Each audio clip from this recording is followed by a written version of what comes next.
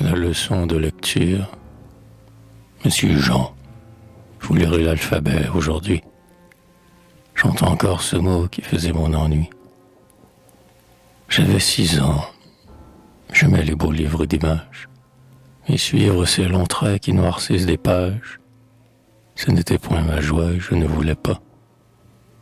Pourtant, quand je voyais un peu d'écrit au bas, des villes, des bateaux, des ciels aux blanches nues, j'étais impatient des lettres mal connues, qui m'auraient dit le nom des choses et des lieux. Savoir est amusant, apprendre est ennuyeux. J'aurais voulu savoir et ne jamais apprendre. Et lorsqu'elle me parlait d'alphabet, sans attendre qu'on eût trouvé le livre effrayant, j'étais loin. Où? Qui le sait? L'enclos à plus d'un petit coin. Ou parmi le fenouil, le romarin, la mauve, un enfant peut guetter l'insecte qui se sauve et se sentir perdu comme en une forêt. J'étais là, prêt à fuir dès que l'on m'y verrait.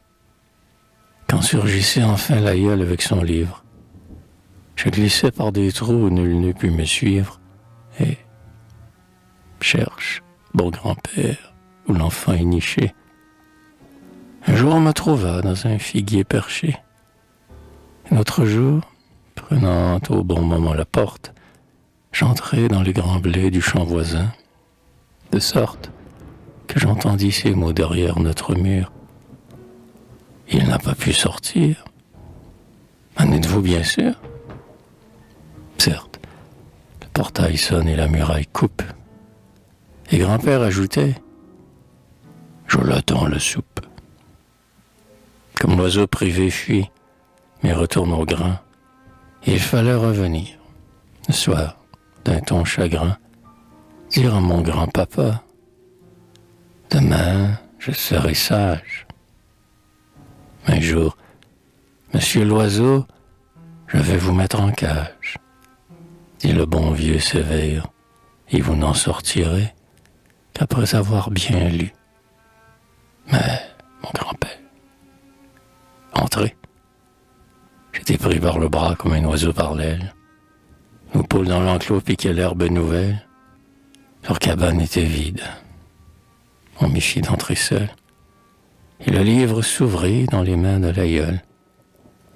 Plus d'une fois, les gens qui venaient en visite me virent à travers la barrière maudite. Et tous riaient, disant: ah, le petit vaurien. Ou le joli pinson. Et comme il chante bien. C'est qu'appuyant mon front losange des grilles, il fallait tout nommer. Lettres, accents, cédilles, sans faute.